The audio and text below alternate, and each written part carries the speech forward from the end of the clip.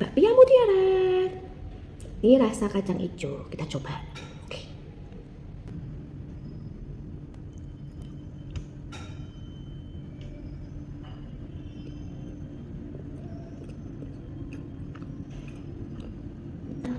Aku baru pertama kali nyoba bakpia mutiara. Enak loh. Kulitnya tuh halus, tipis. Terus dalamnya tuh manis tapi nggak kemanisan. Enak. Cocok. Terus kacang hijaunya tuh halus banget, nggak seret gitu loh. Dan aku suka tuh kulitnya tuh tipis banget. Jadi tuh lembut, nggak seret. Kan kadang ada dong bakpia tuh kulitnya luarnya tuh kan tebel. Nah, ini aku suka nih, tipis, halus. Terus kacang hijaunya tuh juga halus banget, nggak seret, manisnya pas. Enak. Enak.